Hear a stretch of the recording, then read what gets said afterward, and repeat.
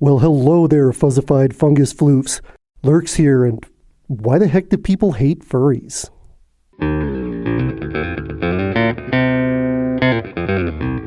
Alright, first off, I'd like to apologize for the lack of these longer format videos lately. While we've been cranking out a bunch of guitar shorts, that's been a lot of fun. Between MFF, the holidays, and just some burnout, we just haven't gotten some of these longer ones made. That is about to change. We've got some good topics lined up and we're going to be getting back on it. So the aforementioned YouTube shorts got me thinking, why do people hate furries so much? So the algorithm with a regular long format YouTube video works a lot differently than it does with shorts. With shorts, your content just kind of gets thrown out there for everyone to see, and you tend to get a lot more hate comments.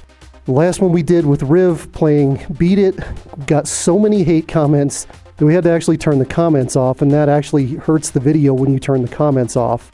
So I got to thinking, let's tear into why people actually hate furries.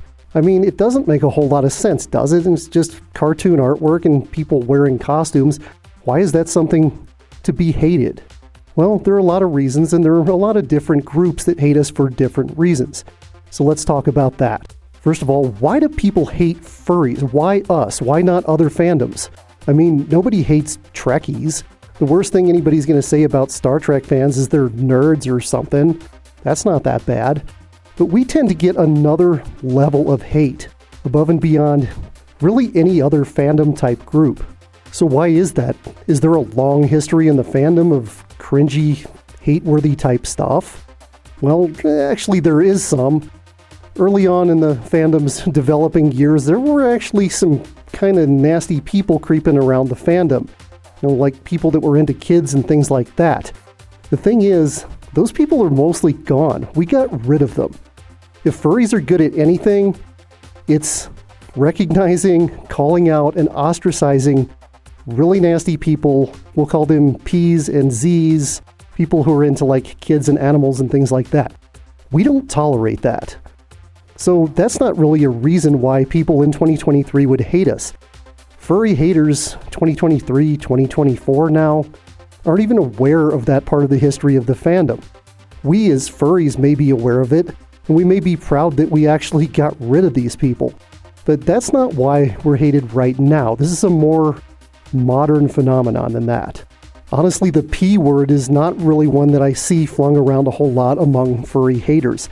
It really only appears with the extreme religious furry haters.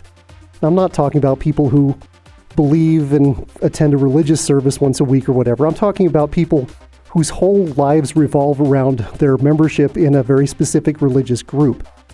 They're fed their information, they don't really have any outside sources of information, and they believe what they're told.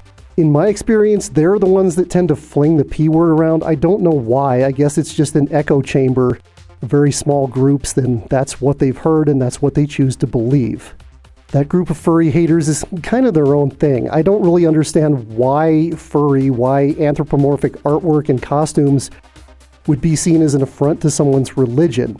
So a larger, more common group of furry haters are who I call the blind followers. This happens a lot with kids, but it can happen with adults too. Let's say you got two kids on the playground. One of them leans over and picks up an acorn off the ground. The other kid is like, ew, didn't you know acorns give you butt disease? And the first kid's like, ew, I didn't know that, and throws the acorn down and goes and tells their friends. And pretty soon the whole class thinks that acorns give you butt disease. And if Billy is smart enough to actually do some research and bring up the point that no, acorns don't give you butt disease, you know what's going to happen. Billy likes acorns, Billy has butt disease. And pretty soon Billy's just going to fall in line with it and agree to avoid controversy. And like I said, this phenomenon can happen with adults too. It's kind of human nature that it's easier to believe something rather than to question it. It doesn't really take any effort to just say, oh, okay, I believe that because somebody said it. It takes a lot of effort to question it and do research, and people just don't do it. People believe that furries are disgusting just because somebody told them they are. Now, another reason for furry hate is inaccurate portrayals in entertainment and media. Yeah, everybody knows about the CSI episode. That was seen by millions, if not tens of millions of people. That was a very popular show. And a lot of people based their opinions of the furry fandom off of that. Why people would assume that a fictional portrayal was actually accurate information is beyond me, but they did. Same thing with that horrible Vanity Fair article, the Lacey Green YouTube video that called us a fetish, and on and on and on. There's just been some bad information, and people aren't willing to take the time and the effort to question it. And that leads directly into my next point. Here and now in 2024, in the United States, and probably in most of the rest of the world too, it's too easy for people to avoid having their opinions challenged. There are so many sources of information that are biased towards people's pre-existing beliefs. People can choose to consume media that's just basically an echo chamber that reinforces what they already believe. Whether it's cable news or radio shows or podcasts or whatever, it's so prevalent now, it's causing problems with people just automatically believing everything they hear and believing misinformation. Especially with the cable news programs, they are so formulaic. Basically what they do is they get their ratings by scaring people and making people angry.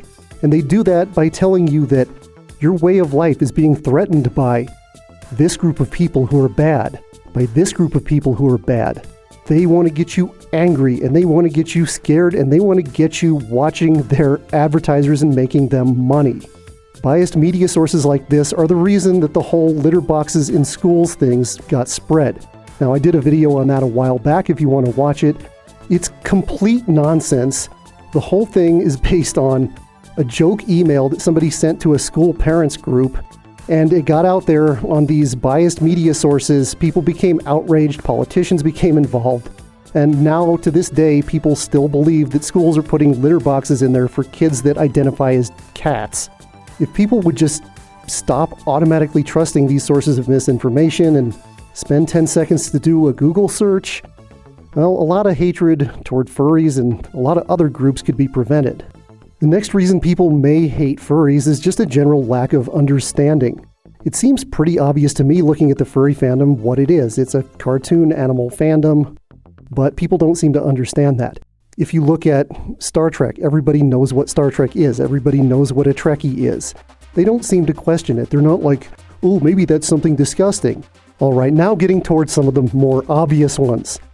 Obvious one, the NSFW side. There is Rule 34 stuff going on with every fandom out there and with probably every single group of human beings that can be categorized as a group. It's just human nature. But people see that associated with the furry fandom and they just get extra offended by it. There's a lot of misinformation out there that is the defining factor of who we are. Even though it absolutely isn't, it's a part of what the fandom is. It's a fringe of the fandom. It's something that the last statistic I saw indicated that only about 40% partake in. But there are still quite a few people here in the United States and elsewhere in the world who are kind of clinging to these puritanical type beliefs about sex. That sex is bad and evil, and any portrayal of sex is sinful. Someday, some decade, some century, hopefully we'll move past that, but there are a lot of people with that mentality still, and anything seen as sexual is immediately going to be a bad thing in their mind. All right, the next category is what I call general bullies. This is like your typical schoolyard bully situation where somebody who may be having problems themselves sees a person or a group that they view as weaker than them, that they view as vulnerable, and they take advantage of them and attack them to make themselves feel better.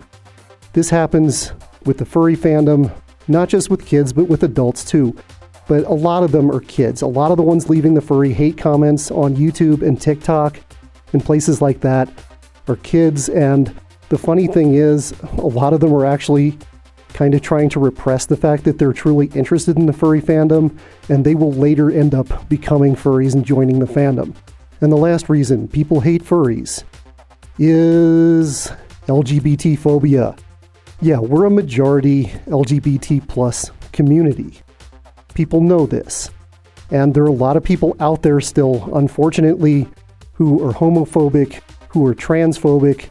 I mean, there are politicians whose main agenda item right now in the United States is transphobia. It's that bad. According to these people, anything related to LGBT plus is automatically sexual, automatically sinful, and automatically evil. and that includes the furry fandom in their minds. This is really unfortunate.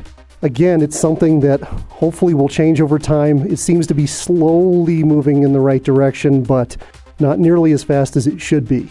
With acceptance of the LGBT community, with acceptance of people who are just generally different, will come a lot more acceptance of things like the furry fandom.